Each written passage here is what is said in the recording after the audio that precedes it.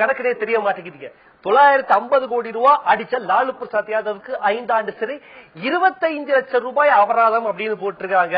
ஆனா அந்த மீதி இருக்க 950 கோடி ரூபாய் எப்ப வசூல் பண்ண போறாங்கன்னு யாருக்கும் தெரிய மாட்டேங்குது. இந்த நாட்டை ஆண்டவன் தான் காப்பாற்றணும். வணக்கம் and welcome to Tenali Darbar with me Randy and Kuttichuvar voice pant.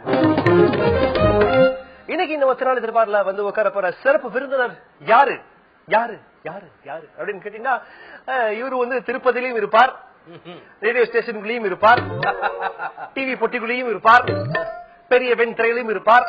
இப்படி பல அவதாரங்களை கொண்ட ஆர்ஜே பாலாஜி ஆன் தெனாலி தர்பார். இன்னைக்கு let's welcome RJ Balaji. Mister Balaji. Mister Balaji, thank you thank you very much.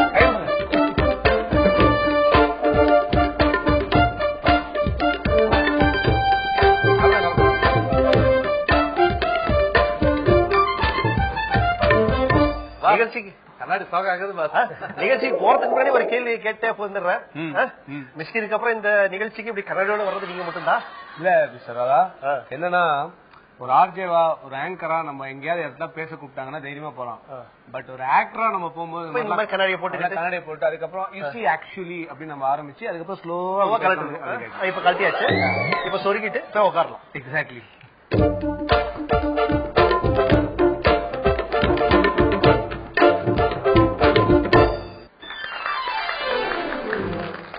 Tenali தர்பார்ல இன்னைக்கு நம்மளோட கெஸ்டா வந்திருக்கிறாரு, சிறப்பு கெஸ்டா வந்திருக்கிறாரு, நடன புயல், அறிவிப்பு பீரங்கி, நடிப்பு சூறாவளி மிஸ்டர் பாலாஜி.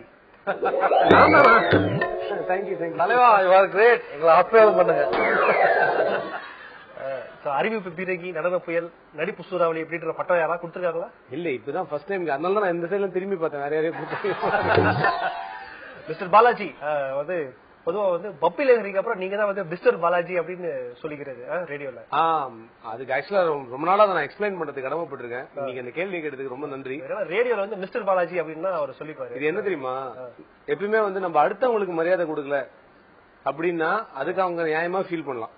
ஓகே, நாம நமக்கே மரியாதை கொடுக்கறதுக்கு நிறைய பேர் வந்து நீங்க ஏன் அவங்களை மிஸ்டர்னு சொல்லிக்கிறீங்க அப்படின்னு. இதுக்கு பேர் சுயமரியாதை.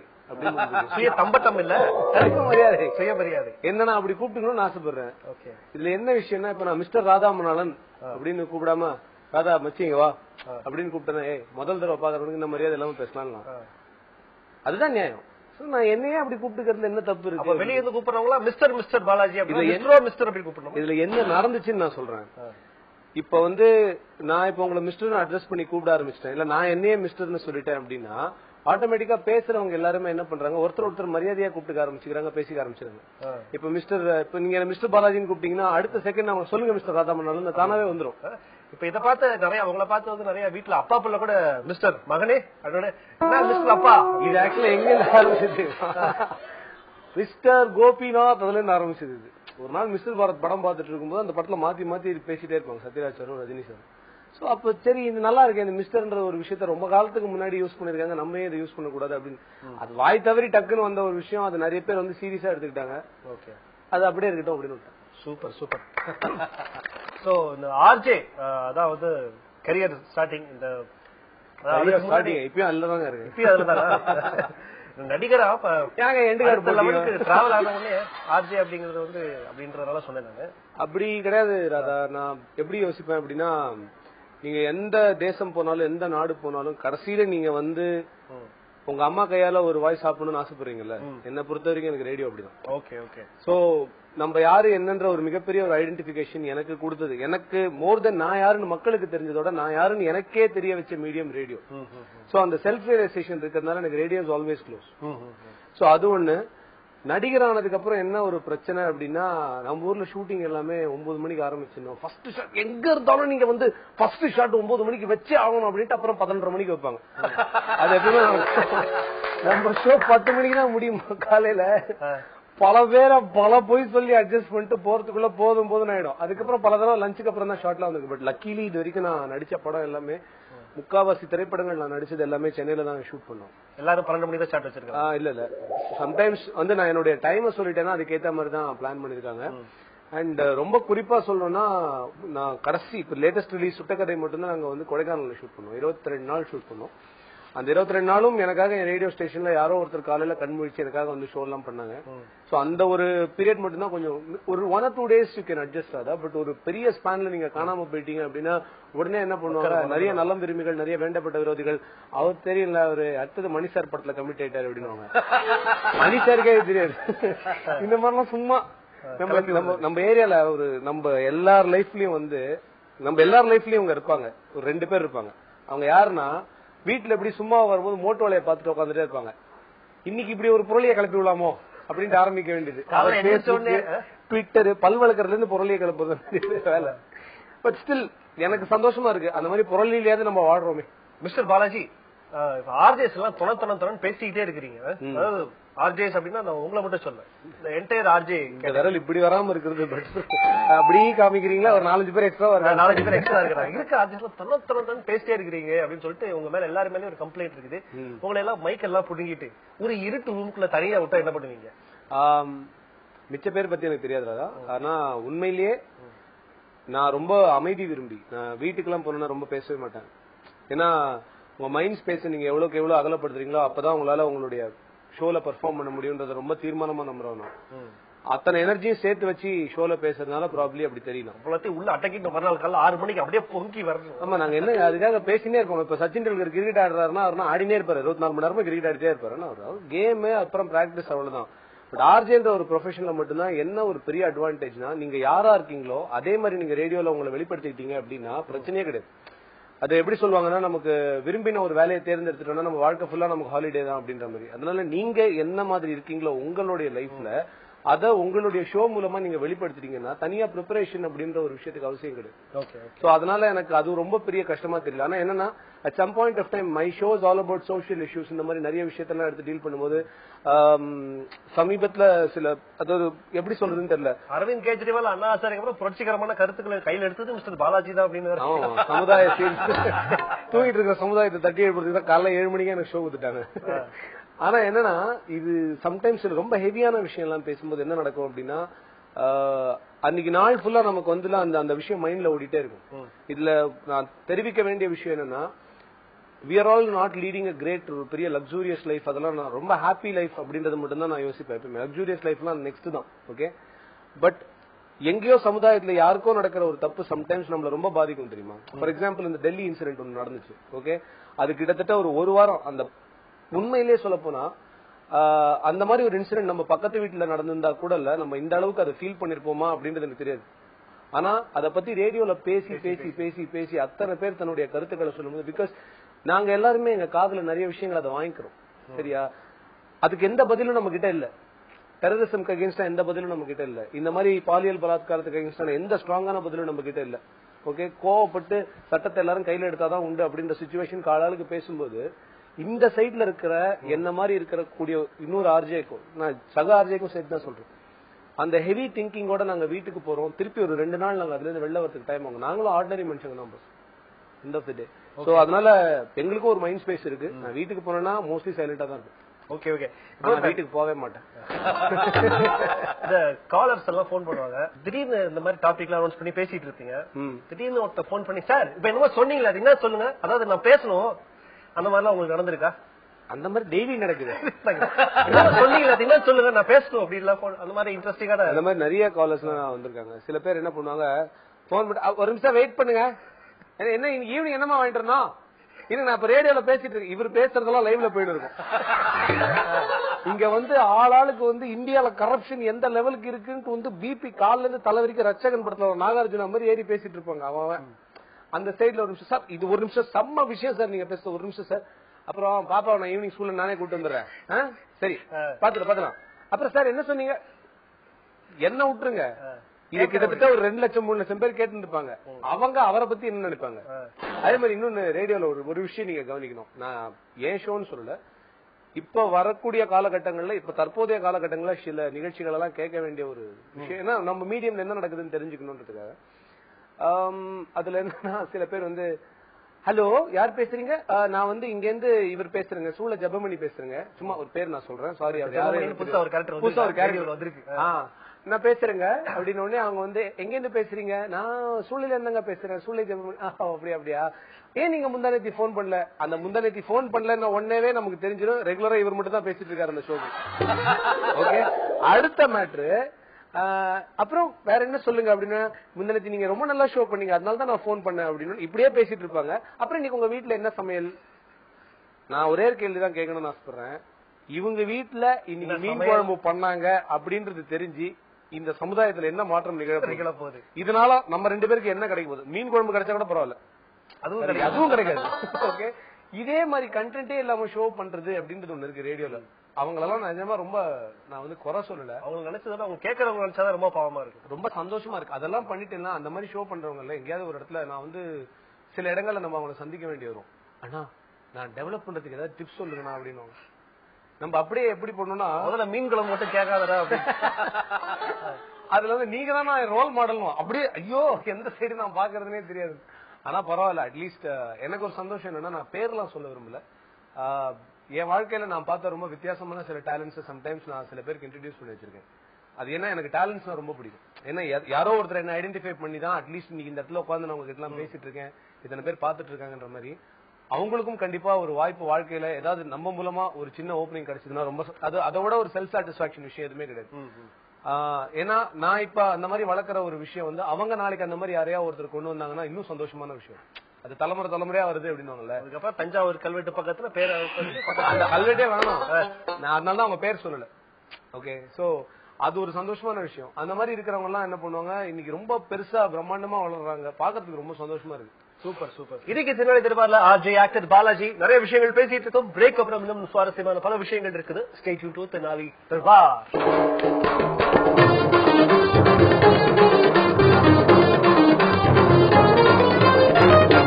இன்னைக்கு நம்ம special guest RJ actor Balaji இருக்கிறாரு. பாலாஜி, ஓகே, சோஃபார் சோ கூட அவங்களுடைய இது போயிட்டு இருக்கு, உங்களோட பிலிம் கேரியரும் போயிட்டு இருக்கு. அண்ட் ரீசெண்டா வந்து you been promoted as a hero, right? சுட்டகதை இப்படிலாம் திடீர்னு சொல்றீங்க, பயமா இருக்கு. ஹீரோலாம் கிடையாது, அந்த படம் பார்த்தவங்களுக்கு தெரியும். மெயின் லீடரா தான் நான் ஹீரோன்னு சொல்லிக்கிற அளவுக்கு நான் இது வரைக்கும் எனக்கு தெரிஞ்சு, நான் படம் பார்த்தவங்களுக்கு மட்டும் தெரியுங்க, படம் பார்த்தவங்களுக்கு தெரியும். ஏன்னா ஹீரோன்னு சொல்லிக்கிறதுக்கு என்னைக்குமே அது எப்ப நடிச்சாலும் சரி அந்த கதையின் நாயகன் மெயின் லீட் ப்ரோட்டகனிஸ்ட் அவ்வளவுதான். ஹீரோன்றது வேற விதமான ஒரு டைமென்ஷன். ஓகே, அந்த டைமென்ஷனுக்கான படத்துல நான் அப்படி நடிச்சேன்னா ப்ராபபிலி நான் அப்படி சொல்லிக்கலாம். ஏன்னா இல்ல இப்ப என்ன நம்ம ஊர்ல ஹீரோனா பஞ்ச் டைலாக் பேசணும், பறந்து அடிக்கணும், இந்த மாதிரி ஒரு பெர்செப்ஷன் இருக்கு. பிளஸ் நாட்டை காப்பாற்றணும், ஊரை காப்பாற்றணும், இந்த மாதிரி விஷயங்களும் இருக்கு. இது எல்லாத்தையும் தாண்டி அதெல்லாம் பண்ணாதான் ஹீரோவான் இல்லாம அதெல்லாம் இல்லாம கூட ஹீரோவா இருக்காங்க நிறைய பேர். ஓகே, ஒரு நல்ல டெஃபினட்டிவ் பர்பஸோட இருக்கக்கூடிய ஒரு கதையில ஒருத்தர் மெயின் லீடா நடிச்சா அவங்க கூட ஹீரோ தான். எனக்கு என்னன்னா, சுட்டக்கதை மூலமா நான் ஒரு மெயின் லீடா ஒரு முழு படத்தையும் என்னால தாங்கி பிடிக்க முடியும் அப்படின்ற ஒரு விஷயத்த எனக்கு ப்ரூவ் பண்றதுக்கு ஒரு வாய்ப்பு கிடைச்சிருச்சு. சோ அது தேங்க்ஸ் டு சுப்பு டைரக்டர் என் மேல வச்ச நம்பிக்கை, ரவீந்திரன் சார் என் மேல வச்ச நம்பிக்கை. என்னன்னா அந்த படத்தின் மூலமாக என்ன ஒரு பெரிய அட்வான்டேஜ்னா, நிறைய இடங்கள்ல வந்து மோர் தென் ஒரு பிலிம் பர்சனாலிட்டி அப்படின்றவங்களுக்கு என்னன்னா, மக்கள் கிட்ட நீங்க பரிச்சயமாகறதோட முதல்ல வந்து பிலிம் இண்டஸ்ட்ரியில நீங்க பரிச்சயமாகும். சோ இப்ப எங்க போனா, இதுக்கு முன்னாடி வந்து ஃபர்ஸ்ட் மதராசப்பட்டினம் வச்சு பேசிட்டு இருந்தாங்க, அப்புறம் நண்பன் பாலாஜின்னு பேசிட்டு இருந்தாங்க, அப்புறம் நடுவில் ஆயிட்டு காதலில் சொதப்போது எப்படி, சேட்டை, தாண்டவம், மாலை பொழுதின் மயக்கத்திலே, எனக்கு one of the best films எனக்கு தெரிஞ்சு நான் பண்ண பெஸ்ட் ரோல்ஸ் மாலை பொழுதின் மயக்கத்தில வந்திருக்குன்னு நான் நினைக்கிறேன். ஏன்னா அந்த படம் திருப்பி இப்ப டிவில டெலிகாஸ்ட் ஆகும்போது நிறைய பேர் போன் பண்ணா, அந்த படத்தை பார்த்துட்டு அந்த டிவி டெலிகாஸ்ட பார்த்துட்டு எனக்கு நிறைய ஆஃபர் இருந்துச்சு. சோ உண்மையில சொல்றேன். சோ அது இந்த மாதிரி படங்கள்லாம் நான் பண்ண என்னன்னா, ஓகே ஒரு படத்துல இவங்க கிட்ட ஒரு ரோல் கொடுத்தா தாங்குவோம் அப்படின்னு, ஒரு படத்தையே இவங்க கிட்ட கொடுத்தா இவன் என்ன பண்ணுவான் அப்படின்ற ஒரு விஷயம் இருக்கு. சோ அந்த கேரக்டருக்காக கொஞ்சம் மெனக்கெட்டு சில விஷயங்கள் எல்லாம் பண்ணும்போது அந்த மாதிரி ஒரு விஷயம் இந்த படத்துல கிடைச்சது. சோ ஒரு முழு படத்துல ஒரு ஃபுல் லெங்க்த்ல ஒரு கேரக்டர் கொடுக்கலாம். ஒரு ஹீரோயின் இல்லைன்ற ஒரு குறை இருக்கு. ஹீரோயின் இருந்துச்சு அந்த படத்துல. ஆனா என்னன்னா, அந்த ஹீரோயினுக்கு வந்து நாங்க பிஃபோர் நாங்க லவ் சொல்றதுக்கு முன்னாடியே அந்த பொண்ணு ஒரு 3 பேரை கொலை பண்ணிருக்கோம். அதனால பயம் எதுக்கு ரிஸ்க் எடுத்து அப்படின்னு சொல்லிட்டு அந்த பொண்ணு என்னடான்னா நடிப்போட உச்சத்தை தொட்டாங்க. பறந்து வேற அடிக்கணும். ஆமாமா, அந்த லட்சுமி பிரியா பொறுத்த வரைக்கும் நடிப்போட உச்சத்தை தொட்டாங்க. அவங்க எப்படின்னா, ராம் பாறைன்னு ஒண்ணு இருக்கும். அந்த ராம் பாறையில வந்து இங்கேருந்து அந்த கல்லுக்கு டைவ் அடிச்சுதான் போய் உட்காரணும். ஓகே, அங்கேருந்து கீழே கிட்டத்தட்ட 3500 மீட்டரும் என்னமோ சாதாரணமா டைவ் வச்சுட்டு போயிட்டு எப்படி உட்காந்து ஃப்ளூட் வச்சுட்டு திருப்பி வந்துச்சு அந்த பொண்ணு பாட்டுக்கு. அதான் நாங்க சொன்னோம், நடிப்போட உச்சத்தை இந்த அளவுக்கு பார்ட் 2 எடுத்தா நீதானமா அப்படின்னு. எக்ஸாக்ட்லி. இல்ல பட் ஷி வாஸ் பயங்கர அத்லெட்டிக், அக்ரோபேட்டிக், இந்த மாதிரி நிறைய விஷயங்கள்லாம் பண்ணாங்க. சோ அந்த படம் ஒரு சூப்பரான எக்ஸ்பீரியன்ஸ் தான். எனக்கு தெரிஞ்சு நான் if I want to relive my life, ஏதாவது ஒரு சின்ன போர்ஷன் கடவுள் எனக்கு திருப்பி கொடுத்தாருன்னா அந்த படத்தோட ஷூட்டிங் எக்ஸ்பீரியன்ஸ் திருப்பி வரணும்னு ஆசைப்படுவேன். ஏன்னா இட் வாஸ் சோ ஃபன். ஒரு பெரிய காலேஜ் டூர் போன மாதிரி அவ்வளோ நல்ல ஒரு எனர்ஜெட்டிக்கான டீம், நல்ல அசிஸ்டன்ட் டைரக்டர்ஸ், நல்ல க்ரூ. அந்த படத்தை ரிசீவ் பண்ண விதம் வந்து ரொம்ப பியூட்டிஃபுல்லா இருந்துச்சு. ஓகே, இப்போ நம்ம நிகழ்ச்சி வந்து ஒரு மெமரி கேம் ஒண்ணு.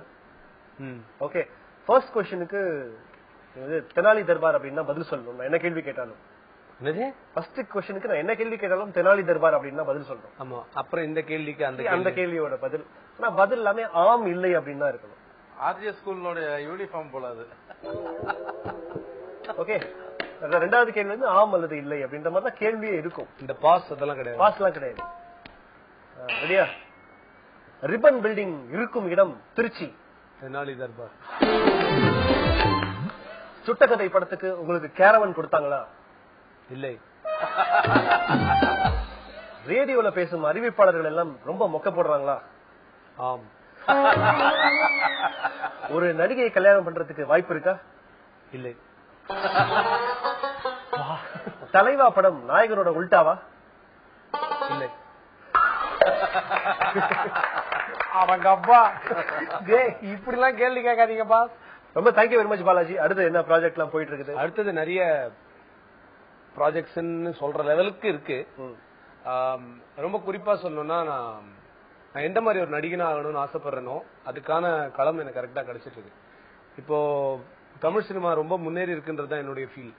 சோ நல்ல மல்டி யூட்டிலிட்டி ஆக்டர்ஸ் வந்து தமிழ் சினிமால வரணும் அப்படின்னு ரொம்ப நாளா ஒரு இது இருந்தது. ஏன்னா ஒரு ஹீரோ டாமினேட்டட் இண்டஸ்ட்ரியாவே இது போயிட்டு இருக்கு. பட் ஒரு 4-5 பேர் சேர்ந்து நடிக்கிற மாதிரி நல்ல கதைகள்.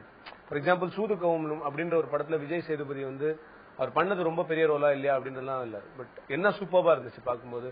இதற்கு தானே ஆசைப்பட்ட பாலகுமார், இந்த மாதிரி படங்கள் நான் விஜய் சேதுபதி நான் எக்ஸாம்பிளா சொல்றேன். ஏன்னா he started forming the trend. So அந்த மாதிரி ஒரு விஷயங்கள் வந்து மலையாள படத்துலயும் நடந்துட்டு இருக்கு நிறைய. சோ என்னன்னா எல்லாம் சேர்ந்து நடிக்கிறேன் இல்ல, இப்ப நிறைய ஃபாஸ்ட் ஃபாஸ்ட் படம் எல்லாம் பாத்துருக்கீங்க. யங் பீப்புள் வந்துட்டாங்க, நிறைய யங் பீப்புள் எல்லாம் வந்துட்டாங்க. பட் அங்க ஒரு மம்முட்டி மோகன்லால் சேர்ந்து நடிக்கிறதுக்கான பாசிபிலிட்டி இருக்கு. இங்க நம்ம இன்னும் அதுக்கான பாசிபிலிட்டியை தேடிட்டு தான் இருக்கும். சோ இப்ப மல்டி ஸ்டாரர் மூவிஸ் நிறைய வரதுனால it's the characters the drive the movie அப்படின்ற மாதிரி சிச்சுவேஷன் வந்திருக்கு. அதனால நான் சில படங்கள்ல வந்து அது ரொம்ப நல்ல கேரக்டரா தான் நடிக்கிறேன், மெயின் லீடா தான் நடிப்பேன், நான் அடம் பிடிக்கிறது கிடையாது. இப்போ ஒரு படத்துல வந்து நான் ஒரு படத்துல ரொம்ப முக்கியமான ஒரு படத்துல வில்லனா நடிக்கிறேன். அந்த படத்துடைய பேரை சொன்னா டைரக்டரும் ப்ரொடியூசரும் ஹீரோவும் எனக்கு வில்லன் ஆயிடுவாங்க. அதனால சொல்லக்கூடாதுன்னு சொல்லி இருக்கா படத்துல ரைப் சீன்லாம் இருக்கா? இல்ல மல்லிகைப்பூ கட்டிட்டு நோ ஜிப்னாலே அதான் பண்ணமாங்க. ஏங்க அப்படி இருக்கீங்க? வில்லன் அப்படிலாம் கிடையாதுங்க. ப்ராபப்ளி நான் சில பேர் ஓடி போறாங்க அந்த ரோட்ல, நான் அந்த ரோட்ல மெதுவா நடந்து போயிட்டு இருக்கேன். இப்ப கொஞ்சம் வேகமா நடக்க ஆரம்பிச்சிருக்கேன். எங்க போனாலும் டெஸ்டினேஷன் கொஞ்ச நேரம் ஓடணும், ஓடிதான் ஆகணும். அந்த பாத்துல வந்து இப்ப வேகமா ஓட ஆரம்பிச்சிருக்கீங்க. கூடிய சீக்கிரம் சிங்கிள் டோர் கேரவன் தனியா கொடுத்துருவாங்க. போட் கிளப்ல தனியா வீடு வாங்கிடுவீங்க, ஹீரோ ஆயிட்டு. அந்த ஆசைகள் எல்லாம் உங்களுக்கு நிறைவேறதுக்கு இதெல்லாம் என் ஆசை. நான் உங்ககிட்ட சொன்னா இவரா சும்மா கிளப்பி ஒரு பங்களா வாங்கிட்டு. பட் ரொம்ப சீரியஸா சொல்லணும், இட்ஸ் ஃபன் பீயிங் ஹியர். நான் அது கஸ்டமரியா எல்லாம் சொல்லல, என்ன சந்தோஷப்படுத்துறதுக்கு நீங்களும் உங்களை சந்தோஷப்படுத்துறதுக்கு நானும் பேசுறதுக்காக சொல்லல. ஒரு நிகழ்ச்சிய இவ்வளோ அழகா லைட்டா, அதாவது நிறைய விஷயங்களை சொல்ற நிகழ்ச்சிகள்லாம் இருக்கு, பட் ரொம்ப ஈஸியா எளிமையா நம்ம என்ன நினைக்கிறோம், நம்மளுடைய திங்கிங் என்ன மாதிரி இருக்கு, நம்மளுடைய திறமைகள் என்னென்ன, இந்த மாதிரி விஷயங்கள் எல்லாம் வந்து ஒரு ஈஸியா ஒரு விஷயத்துல சொல்ல முடியுது, ஒரு மீடியம்ல சொல்ல முடியுதுன்னா ஃபர்ஸ்ட் தந்தி டிவிக்கு என்னுடைய மனமார்ந்த நன்றி. Tenali Darbar team so fabulous. And இந்த நிகழ்ச்சியை பொறுத்த வரைக்கும் நான் இந்த நிகழ்ச்சியை பார்த்த வரைக்கும் of course I know you for long time. And இந்த நிகழ்ச்சியில ரொம்ப நான் ரசிக்கிற விஷயம் என்னன்னா, ஒரு லைவான நிகழ்ச்சியை பண்ணிட்டு அதுக்கப்புறம் பின்னாடி போய் மியூசிக் எல்லாம் பேட்ச் பண்ணுவாங்க. ஓகே, அது வந்து ரொம்ப சம்டைம்ஸ் ரொம்ப காமெடியா இருக்கும். இதுல என்னன்னா, இங்கேயே ஒரு அற்புதமான இசைக்குழுன்னு எல்லாரும் சேர்ந்து உட்காந்துட்டு கரெக்டா அந்த வர கெஸ்ட வந்து the way the music treats them இருக்குல்ல, இட்ஸ் ஆக்சுவலி ஃபேபுலஸ். எனக்கு அது ரொம்ப பிடிச்சிருக்கு இந்த ப்ரோக்ராம்ல. இது நிறைய மேலை நாடுகள்ல நடக்கிற நிகழ்ச்சிகள் தான் பார்க்க முடியும். நம்ம ஊர்ல இதை பண்றது ரொம்ப சந்தோஷமா இருக்கு. And of course congratulations to all of you. And Anto sir, நான் ரொம்ப வருஷமா உங்களை பார்த்துட்டு இருக்கேன், but with different hair style. ஒரு நிகழ்ச்சி நல்லா அமையுதுன்னா அது சுத்தி இருக்கக்கூடிய எல்லாருமே வந்து ரொம்ப பாசிட்டிவா இருந்தா மட்டும்தான் முடியும். சோ இந்த நிகழ்ச்சி இவ்வளவு சக்சஸ்ஃபுல்லா போகுது அப்படின்னா அதுக்கு ரொம்ப முக்கியமான காரணம் பின்னாடி இருக்கிற டீமும் சரி, இங்க இருக்கிற ஒவ்வொருத்தரும் இந்த நிகழ்ச்சிக்காக கரெக்டா வேலை பண்ணணும்னு ஆசைப்படுறது தான். சோ அந்த வகையில பார்க்கும்போது தெனாலி தர்பார்ல இப்ப வந்தது எனக்கு ரொம்ப சந்தோஷமா இருக்கு. திருப்பி எப்ப கூப்பிடுவீங்க, அப்ப நான் என்னென்னலாம் சொல்லணும்னு எனக்கு தெரியாது. ஆனா அப்ப கண்டிப்பா இதை விட இன்னும் சொல்ற நிலைமையில நான் இருப்பேன்னு நினைக்கிறேன். All the best. இன்னும் சிறப்பான இன்னும் அடுத்தடுத்த படிகளுக்கு போறதுக்கு வாழ்த்துக்கள். தெனாலி தர்பார் சார்பாக இன்னைக்கு நம்ம நிகழ்ச்சியில தெனாலி தர்பார்ல ஸ்பெஷல் கெஸ்டா இருந்தது RJ actor Balaji. So thank you very much Balaji. So இப்போ ஒரு பிரேக் முடிஞ்சதுக்கு அப்புறம் பல இன்ட்ரெஸ்டிங்கான விஷயங்கள் பேச போறோம், பார்க்க போறோம். Stay tune to Tenali Darbar.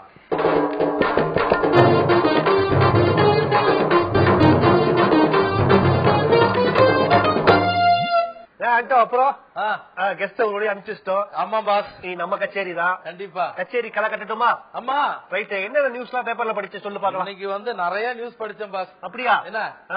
என்ன மன்மோகன் சிங் பேசிட்டாரா? எப்பயுமே அவர் மேலேயே ஒரு கண்ணா இருக்கீங்க. சுவாரஸ்யமான ஒரு விஷயம், கேப்டன் அசம்பிளிக்குள்ள போயிட்டாரா? சொல்லு. நான் மறக்கிறதுக்குள்ள கேட்டிருக்கேன். சொல்லு. அப்புறம் ரீடேக் போற மாதிரி ஆயிடும். சரி சொல்லு. குடிபோதையில் வாகனம் ஓட்டி கைதானவர்களில் 300 பெண்களும் அடங்குவர். நீ சொல்றது ரொம்ப முடியலையா? ஆமா பாஸ், 300 பெண்கள் அரசாங்கம் ஓகே, ஆனா 300 பெண்கள் அடங்குவாங்க அப்படின்னு சொன்னது பத்தியா? அத ரொம்ப முடியல. அது கொஞ்சம் கஷ்டம் தான். அது கஷ்டம்தாயா? எப்படியா அடங்கி போயிருப்பாங்க? இல்ல எல்லா ஆம்பளையும் சந்தோஷமா இருந்திருப்பாங்க. ரைட். அடுத்த என்ன நியூஸ்? அவங்க என்ன சரக்கு அடிச்சாங்கன்னு தான் பஸ் தெரியல எனக்கு. கேட்டு சொல்றேன். அடுத்த மேட்டர் என்னப்பா? அடுத்த நியூஸ் என்னன்னு கேட்டீங்கன்னா பாஸ், பாத்தீங்களா? என்னத்தையா பார்த்தேன்? நிறைய பார்த்தையா? தீபாவளிக்கு பாத்தீங்களா? தீபாவளிக்கு ரம்பம் பார்த்தேன், லகு ராஜா பார்த்தேன், சரி டிய நாடு பார்த்தேன். அதெல்லாம் படம் பாஸ். ஒரு பட்டிமன்றத்துக்கு நடுவரா கமல் வந்திருக்காரு பாத்தீங்களா? பட்டிமன்றத்துக்கு இந்த வருஷம் கமல் வந்தாரு, அடுத்த வருஷம் விஜய் வெள்ளுப்பாட்டுக்கு வருவாரு. ரைட். அடுத்த நியூஸ் என்னப்பா? டெல்லி பொதுக்கூட்டத்துல எனக்கு தமிழ் மட்டும் தான் பேச தெரியும் கேப்டன் அவர்கள் ரொம்ப ஆக்ரோஷமா பேசிருக்காரு. இதை பத்தி உங்க கருத்து கணிப்பேன். உங்களை பத்தி தெரியாதா மிஸ்டர் கேப்டன்? நீங்க தான் பாகிஸ்தான் தீவிரவாதிகள் கிட்டே பக்கம் பக்கமா தமிழ்ல வசனம் பேசுவாராஜே. டெல்லியில இருக்கிற மக்கள்கிட்ட போய் வசனம் பேச முடியாதா? நிகழ்ச்சி நிறைவு செய்யும் தருவாய்க்கு வந்து விட்டோம். இன்ட்ரெஸ்டிங்கான பல விஷயங்கள் இருந்திருக்கும். இன்ட்ரெஸ்டிங்கான கெஸ்ட் எல்லாம் உங்களுக்கு பிடிச்சிருப்பாங்க. நிகழ்ச்சி எப்படி இருந்துச்சு அப்படின்ற கருத்துக்களை வந்து நீங்க Facebook பேஜ்ல போயிட்டு போஸ்ட் பண்ணலாம். இல்ல தந்தி டிவிக்கு ஒரு லெட்டர் அனுப்பலாம் அப்படின்னு சொல்லிட்டு ராணி சிங் சலா bye take care, good night with Kuttichuvar voice back.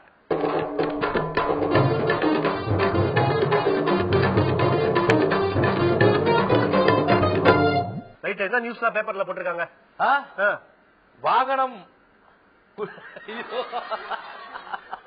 குடிபோதையில் வாகனம் ஓட்டி 2 தடவையா? அதுதான் கடைசியா 2 பேருக்கு பிரிஞ்சு இல்லையா? சாமியலுக்குதா இல்லையே, ஒரு தடவை தான் பிரிஞ்சாங்க. சரி டக்குன்னு போவோம். ரைட். அடுத்த நியூஸ் என்னப்பா? கட் பண்ணிட்டு அடுத்த நியூஸ் சொல்லுங்க. ஆமா, ரெடி.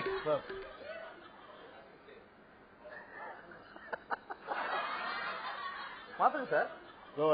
ஆமா, நாங்க மாத்திட்டோம்.